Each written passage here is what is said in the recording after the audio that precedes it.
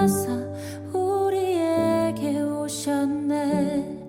예언하신 약속대로 말씀이 육신되어 하늘 영광 버리시고 이 땅으로 오셨네.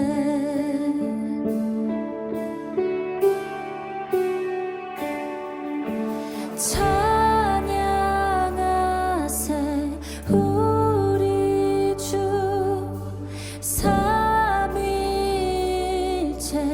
하나님 지극히 높으신 주 영원토록 찬양합니다.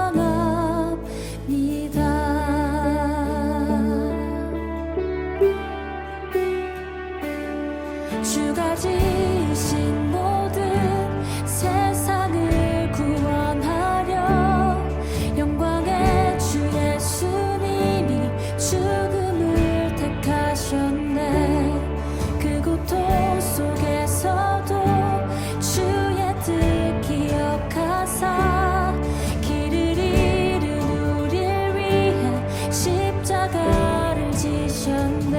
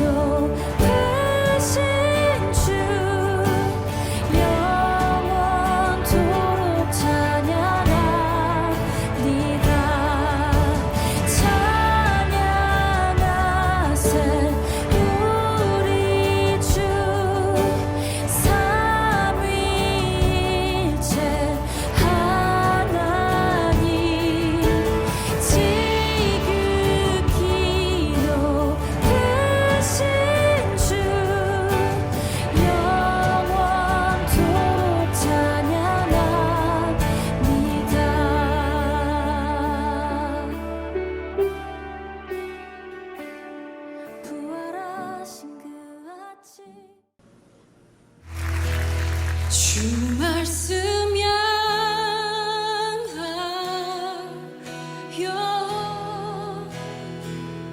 달려가리라.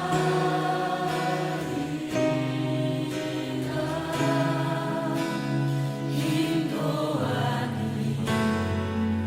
능도 아닌 오직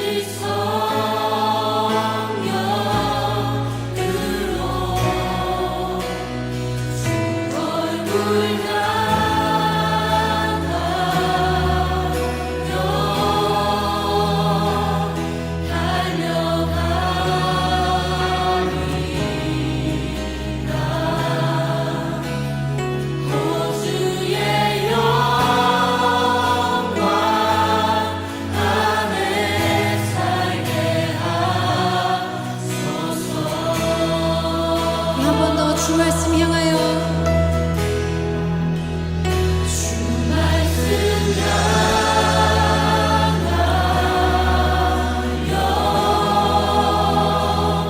달려가리라. 힘도 아닌 능도 아니요 오직 주의 성령으로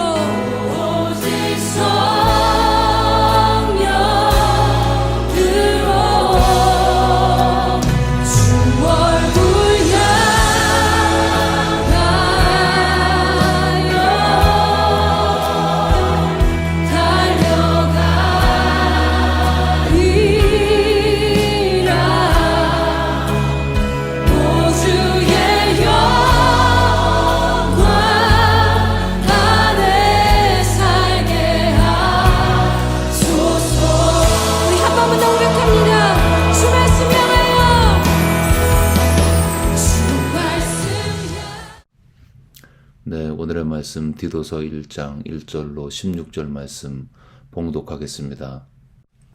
하나님의 종이요 예수 그리스도의 사도인 나 바울이 사도된 것은 하나님이 택하신 자들의 믿음과 경건함에 속한 진리의 지식과 영생의 소망을 위함이라. 이 영생은 거짓이 없으신 하나님이 영원 전부터 약속하신 것인데 자기 때에 자기의 말씀을 전도로 나타내셨으니 이 전도는 우리 구주 하나님이 명하신 대로 내게 맡기신 것이라. 같은 믿음을 따라 나의 참아들 된 디도에게 편지하노니 하나님 아버지와 그리스도 예수 우리 구주로부터 은혜와 평강이 내게 있을지어다. 내가 너를 그레데에 남겨둔 이유는 남은 일을 정리하고 내가 명한 대로 각성의 장로들을 세우게 하려 함이니 책망할 것이 없고 한 아내의 남편이며 방탕하다는 비난을 받거나 불순종하는 일이 없는 믿는 자녀를 둔 자라야 할지라. 감독은 하나님의 청지기로서 책망할 것이 없고 제 고집대로 하지 아니하며 급히 분내지 아니하며 술을 즐기지 아니하며 구타하지 아니하며 더러운 이득을 탐하지 아니하며 오직 나그네를 대접하며 선행을 좋아하며 신중하며 의로우며 거룩하며 절제하며 미쁜 말씀의 가르침을 그대로 지켜야 하리니 이는 능히 바른 교훈으로 권면하고 거슬러 말하는 자들을 책망하게 하려 함이라. 불순종하고 헛된 말을 하며 속이는 자가 많은 중 할례파 가운데 특히 그러하니 그들의 입을 막을 것이라. 이런 자들이 더러운 이득을 취하려고 마땅하지 아니한 것을 가르쳐 가정들을 온통 무너뜨리도다. 그레데인 중에 어떤 선지자가 말하기를 그레데인들은 항상 거짓말쟁이며 악한 짐승이며 배만 위하는 게으름뱅이라 하니 이 증언이 참되도다. 그러므로 내가 그들을 엄히 꾸짖으라. 이는 그들로 하여금 믿음을 온전하게 하고 유대인의 허탄한 이야기와 진리를 배반하는 사람들의 명령을 따르지 않게 하려 함이라. 깨끗한 자들에게는 모든 것이 깨끗하나 더럽고 믿지 아니하는 자들에게는 아무것도 깨끗한 것이 없고 오직 그들의 마음과 양심이 더러운지라. 그들이 하나님을 시인하나 행위로는 부인하니 가증한 자요 복종하지 아니하는 자요 모든 선한 일을 버리는 자니라. 아멘. 네, 오늘부터 저희가 묵상하게 될 디도서는 디모데 전후서와 함께 바울의 목회 서신 중에 한 서신을 구성하고 있습니다. 이 목회 서신들은 토마스 아퀴나스의 언급처럼 하나같이 목회의 원칙과 규칙을 이야기하고 있습니다. 이 디도서의 저작 시기는 바울이 마게도냐 여행 중에 디모데 전서를 먼저 기록하고 그 다음에 디도서를 기록했고, 그렇다면 디모데 전서의 기록 연도가 AD 63년에서 66년이기 때문에 이 디도서는 약 66년 초에 바울이 기록한 것으로 추정하고 있습니다. 이 디도서의 수신자이자 바울의 친구이자 동역자인 디도는 현재 그레데라는 섬에 남겨져 있습니다. 이 그레데는 지중해 안에서 네 번째로 큰 섬으로 소아시아와 유럽을 연결하는 전략적인 요충지에 있으면서 동시에 사역하기가 매우 까다로운 그런 장소였습니다. 사역이 어려웠던 이유는 이단 사상이 팽배했던 곳이었기 때문이었습니다. 특별히 두 가지 이단 사상이 많이 퍼져 있었는데 첫 번째는 영지주의단, 두 번째는 유대주의단이었습니다. 특별히 유대주의단은 예수를 믿어야지 구원받지만 동시에 할례와 같은 유대 율법을 지켜야지 구원받을 수 있다. 이런 사상이 팽배했고 그러한 사상과 가르침이 교회를 침투했던 것입니다. 이것은 그리스도의 속죄 외에 예수님의 십자가의 구원 외에 다른 인간의 행위를 구원의 조건으로 다는 율법주의 이단이었고 그로 인해서 그 지역은 복음의 진리가 매우 왜곡된 그런 위험 가운데 있었던 것입니다. 이렇게 어려운 사역을 하고 있었던 디도에게 바울은 교회를 어떻게 조직하고 어떻게 사람들을 세우고 또 교회를 인도할 수 있는지를 디도서를 통해서 실제적인 조언을 그에게 하고 있는 것입니다. 특별히 교회의 직분에 대해서 오늘 본문은 기록하고 있습니다. 5절에 보시면 내가 너를 그레데에 남겨둔 이유는 남은 일을 정리하고 내가 명한 대로 각성해서 장로들을 세우게 하려 함이니. 그러면서 6절에 보시면 장로의 자격을 쭉 이야기하고 있고 7절부터 9절까지는 감독의 자격을 이야기하고 있습니다. 즉 두 가지 직분자를 세우는 것처럼 이야기하고 있는데 장로와 감독이었죠. 근데 결론적으로 얘기해서 이 두 가지 직분은 사실은 같은 직임을 이야기하고 있는 것입니다. 지금으로 얘기하면 목회자를 지칭하고 있는 것이죠. 저희 남침예교에서는 교회 직분을 목사와 교사, 목사와 집사 이 두 가지로만 인정하고 실행을 하고 있습니다. 여기서 이야기하고 있는 장로와 감독은 목사를 이야기하는 것입니다. 그러면 같은 직임인데 왜 다른 말을 썼는가? 그런 질문이 생기겠죠. 장로란 말은 유대 공동체에서 존경받을 만한 사람을 지칭하는 단어에서 유래를 했습니다. 그러니까 원래 유대 사회에 있던 말이고 그것을 초대교회에서 차용해서 쓴 것이죠. 기독교적으로 봤을 때는 교인 중에 누가 봐도 그의 말과 행실에서 존경받을 만한 사람, 대개는 나이 든 분들이 되겠죠. 그런 분들을 지칭할 때 장로라는 말을 사용했습니다. 그리고 감독이란 말은 영어로 overseer, 이렇게 다스리고 또 전체적으로 본다는 그런 의미인데 정확하게 이야기해서는 그 장로가 하는 직임의 기능을 이야기하고 있는 것입니다. 즉 교회 공동체를 돌보는 장로의 기능을 감독이란 말로 표현한 것이죠. 정리하면 장로란 말은 공동체에서 존경받을 만한 사람이란 뜻이고 감독은 그렇게 존경받아 세움을 받은 사람이 교회에서 하는 일에 초점을 맞출 때 붙인 이름이 감독이 되는 것입니다. 간단히 말하면 장로는 그 사람의 성품과 삶이고 감독은 그의 기능을 이야기하고 있는 것입니다. 결국 장로와 감독은 같은 직임을 다르게 표현한 것이라고 이해할 수 있겠죠. 그러면 이 두 직분의 자격을 살펴보면 먼저 장로의 자격, 6절에 보시면 장로는 책망할 것이 없고 한 아내의 남편이고 방탕하지 않고 불순종하는 일이 없는 믿는 자녀를 둔 그 아버지, 즉 개인의 삶에서 도덕과 그의 가정을 언급하고 있습니다. 두 번째 감독의 자격은 7절부터 있습니다. 하나님의 청지기로서 책망할 것이 없고 자기 고집대로 하지 않고 급히 분내지 않고 술을 즐기지 않고 구타하지 않고 더러운 이득을 탐하지 않고 나그네를 잘 대접하고 선행을 좋아하고 신중하며 의로우며 거룩하며 절제하며 미쁜 말씀의 가르침을 그대로 지켜야 한다. 이 감독의 자격은 좀 더 길게 되어 있습니다. 근데 정리하면 이 앞부분은 감독의 성품을 이야기하고 있고 뒷부분은 그 내적인 성품이 타인과의 관계 속에서 어떠한 열매를 맺고 있는지를 보는 것입니다. 즉 장로의 자격은 조금 더 개인적인 삶에 초점이 있고요. 감독의 자격은 타인과의 관계 속에서 확증되어지는 성품에 초점이 있는 것입니다. 이거는 이해가 되는 게 장로는 원래 존경을 전제로 하기 때문에 개인의 삶이 중요하고 감독은 그 사람의 사역의 기능을 전제로 하기 때문에 타인과의 관계 속에서의 성품이 훨씬 더 강조되고 중요한 것입니다. 바울이 이렇게 장로와 감독에 대한 자격을 이야기한 다음에 이 부류와 반대편에 서 있는 이단파인 유대 율법주의 할례파, 이 사람들과의 극명한 대조점을 정확하게 지적하고 있습니다. 즉 한편으로는 장로와 감독의 자격을 이야기하고 반대편으로는 이단의 종파인 할례파를 이야기하면서 이 두 부류가 어떻게 다른지를 본문을 통해서 우리에게 알려주고 있습니다. 이는 우리 삶에서 우리가 장로와 감독과 같은 삶의 열매를 맺고 있는지 아니면 할례파와 같은 잘못된 생명이 아닌 열매를 맺고 있는지를 우리에게 경고하고 있습니다. 이 두 부류는 공통점이 있죠. 두 부류 다 하나님을 시인하고 있습니다.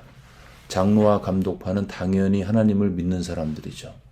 그런데 16절에 보시면 이 할례파 이단들도 그들이 하나님을 시인하나, 이 말을 통해서 우리가 이 할례파도 입으로는 적어도 하나님을 시인하고 있구나 알 수가 있습니다. 아니면 오히려 이들이 더 겉으로는 더 자주, 더 밀도 있게, 더 드러나게 시인했을 수도 있습니다. 원래 가짜가 두렵거든요. 가짜가 두렵기 때문에 가짜인 자기 자신이 드러날까봐 더 자주, 더 확실하게 시인을 했고, 그 시인하는 것을 보고 많은 사람들이 하나님을 믿는 사람이구나 하고 그들의 가르침을 따랐겠죠. 장로들도 하나님을 시인했습니다. 할례파도 하나님을 시인했습니다. 그들의 말로는, 그들의 설교와 가르침으로는 이 두 부류를 구분할 수가 없었습니다. 그런데 그들을 구분하는 포인트를 본문은 분명히 기록하고 있습니다. 즉 말이 아닌 삶이었습니다. 9절에 보시면 밑분 말씀의 가르침을 그대로 지켜야 한다. 감독의 자격을 이야기하면서 이 감독은 하나님의 말씀을 있는 그대로 지켜야 한다라고 명확하게 이야기하고 있습니다. 할례파는 16절에 보시면 그들이 하나님을 시인하지만 행위로는 부인하니, 이 할례파 이단은 말로는 하나님을 시인하지만 그들의 행위로는, 그들의 삶으로는 하나님을 부인했습니다. 행위를 신앙 고백으로 드러내지 않았던 것입니다. 그래서 그들의 행위는 가증했고 복종하지 않았고 선한 일을 버렸습니다. 반대로 장로와 감독들은 나그네를 대접했고 선행을 좋아했고 신중했고 의로웠고 거룩했고 절제했습니다. 삶의 열매가 완전히 다른 거죠. 두 부류의 고백은 같습니다. 둘 다 하나님을 시인하고 고백을 했습니다. 그러나 그들을 다르게 한 것은 그들의 삶의 열매였던 것입니다. 장로들은 말과 삶이 일치했습니다. 할례파들은 말과 삶이 일치하지 않았죠. 그 결과 두 부류의 삶은 타인과의 관계 속에서 완전히 다른 결과를 가져왔던 것입니다. 여러분, 순전한 복음은 분명히 하나님의 복음인 것입니다. 피의 복음, 속죄의 복음을 입으로 시인할 때 그 사람은 구원을 받습니다. 그런데 입으로 시인하는 게 필요하지만 그 시인된 고백은 어떤 형태로건 삶으로 조금씩이라도 드러나야 하고 그 삶의 변화는 시간이 지날수록 삶의 열매로 서서히, 단번엔 아니지만 조금씩 어제보다 오늘이, 1년 전보다 오늘이 조금씩 예수님의 열매를 맺어 가는 것입니다. 이것은 물론 죄 없는 완벽한 삶을 바로 살 수 있다, 그렇지 않습니다. 다만 그 안에 예수의 생명이 있다면 부인할 수 없는 그 생명의 열매와 기운이 밖으로 드러나게 된다는 것입니다. 그의 삶으로, 순종으로, 헌신으로 드러날 수밖에 없다는 것입니다. 드러내야지가 아니고 드러나게 된다는 것입니다. 그리고 이 삶의 순종이 성도의 무기라고 본문은 이야기하고 있습니다. 자, 이 두 부류는 둘 다 하나님을 시인했죠. 그런데 바울이 하나님께 속한 장로들에게 더 큰 시인을 해서, 아니면 더 진실하게 시인해서, 더 자주 시인을 해서, 더 많은 논리로 할례파 이단을 이겨라, 그렇게 말하지 않았습니다. 그럼 무엇으로 이기느냐? 무슨 무기를 가지고 싸우느냐? 이 질문에 대한 답이 9절에 있습니다. 9절에 보시면 밑분 말씀의 가르침을 그대로 지켜야 하리니 이는 능히 바른 교훈으로 권면하고 거슬러 말하는 자들을 책망하게 하려 함이라. 할례파들, 이단파들을 책망하되 그 무기가 무엇인가? 그 근거가 무엇이냐? 그것은 가르침을, 말씀의 가르침을 그대로 지키는 것입니다. 그렇게 지킬 때에 그 반대파가 교훈을 받고 책망을 받게 된다고 말씀하고 있습니다. 바울이 말하는 거죠. 할례파들과 말로 싸우지 마라. 순종으로 싸워라. 순종할 때 그들이 책망을 받는다. 이렇게 디도를 권면하고 있는 것입니다. 우리가 많은 경우에 우리의 논쟁은 말이고 논리죠. 그러나 성경은 진짜 파워는 그 말이 녹아들어진 삶의 순종에 있다고 말씀하고 있습니다. 말 잘하고 삶이 엉망인 사람을 세상은 사기꾼이라고 합니다. 한두 번은 속지만 계속 속으면 속는 사람이 바보죠. 이단의 괴수들 다 하나같이 말을 어떻게 이렇게 잘하는지, 말빨이 화려하고 유려하고 정말 말을 잘합니다. 말 잘한다고 말 화려하게 한다고 따라가다 큰일 나게 되는 것입니다. 진짜 능력은 말의 화려함이 아닌 그 사람의 삶의 순종에 있는 것입니다. 신앙의 칼라나 코드가 달라서 갈등이 있을 수가 있죠.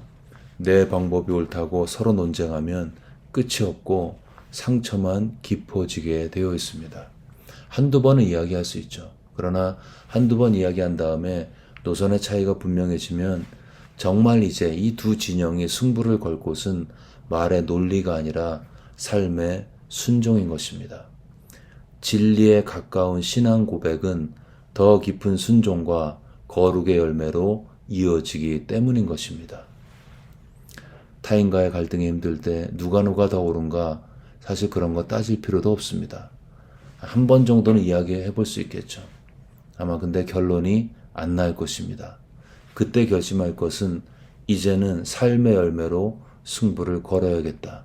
정말 내가 믿음 가운데 있고 바른 길을 걷고 있다면 내 삶 속에 부인할 수 없는 삶의 순종의 열매가 맺어지고 그 열매를 가지고 싸울 수 있다는 것입니다. 이 열매가 더 큰 사역을 의미하지 않습니다. 주의 이름으로 많은 권능을 행하는 것도 의미하지 않습니다. 주의 이름으로 선지자 노릇을 하고 직임을 맡고 쓰임받는 것처럼 보이는 것도 의미하지 않습니다. 이 열매는 그 사람이 맺고 있는 삶의 성품인 것입니다. 그 안에 맺어지고 있는 성령이 내주하실 때 맺어지는 9가지 성령의 열매, 사랑과 희락과 화평과 오래 참음과 자비와 양성과 충성과 온유와 절제, 이 9가지 영역에서 그리스도의 성품이 내 안에 맺어지고 있다면 나는 바른 생명 가운데 걷고 있는 것입니다. 그리고 그 성품의 열매는 원수에 속한 사람들을 부끄럽게 하고 책망할 것입니다. 그런 사람은 누구나 꺼려하는 사람의 친구가 될 수 있겠죠. 그러면 당을 지는 어둠의 열매는 부끄럽게 되어 있습니다. 그런 성품의 열매가 맺어지면 원수를 사랑하게 되겠죠. 그러면 코드가 맞는 사람끼리만 어울리는 할례당의 열매 부끄럽게 할 수 있습니다. 그런 사람의 열매는 가는 곳마다 화평이 임하게 되어 있습니다. 그러면 분쟁을 일으키는 열매를 부끄럽게 하게 되는 것입니다. 여러분, 내가 맺는 성품과 삶의 열매는 원수를 이기는 파워가 되는 것입니다. 우리는 지금 혼란스러운 시대를 살고 있습니다. 많은 매력적인 가르침이 인터넷과 유튜브에 많이 있죠. 이러한 혼돈 속에서 내가 지금 바로 가고 있는지 그 기준은 내 안에 예수 그리스도의 성품이 자라가고 있는가, 그 한 가지인 것입니다. 이것은 사역의 크기나 사람들의 평판보다 더 확실한 예수님의 기준이 되는 것입니다. 이 아침에 하나님 앞에서 우리의 내면을 한번 돌아보면 좋겠습니다. 나는 바로 가고 있는지, 내 삶에 빛의 성령의 열매가 맺어지고 있는지, 1년 전보다 더 거룩해졌는지, 한 달 전보다 더 주님을 사랑하고 있는지, 이 질문에 예스라고 답하심으로 믿음의 길을 끝까지 걸어가시기를 주의 이름으로 축원합니다. 아멘. 네, 이 시간 들은 말씀 붙들고 기도하실 때 우리의 말이 아닌 우리의 삶의 순종이 파워임을 기억하고 우리가 불신자들의 공격을 믿음의 순종으로 이겨나갈 수 있도록 들은 말씀을 기억하면서 순종하는 신앙을 위해서 간절히 기도하겠습니다.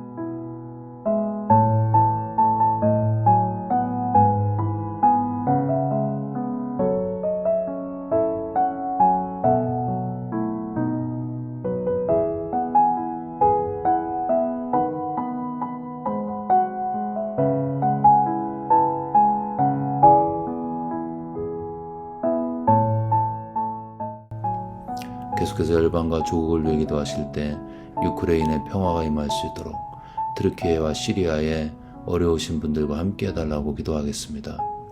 또 짠통 시엔나의 사모님과 그분들의 사역을 축복하면서 하나님의 호의와 도우심이 이 두 분의 삶과 가정과 사역 가운데 충만히 임할 수 있도록 위해서 기도하겠습니다.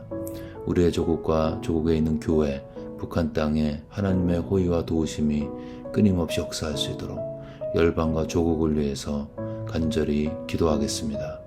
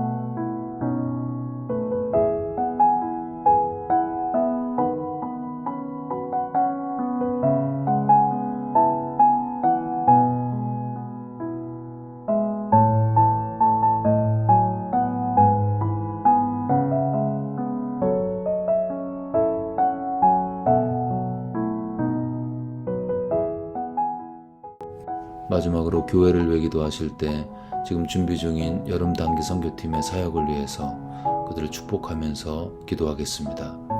목장 개편이 진행 중에 있는데 하나님께서 모든 과정에 개입해 주시고 역사하셔서 아름답고 또 아무런 문제가 없이 스무스하게 개편 과정이 완료될 수 있도록 우리 목장 개편을 위해서 기도하겠습니다.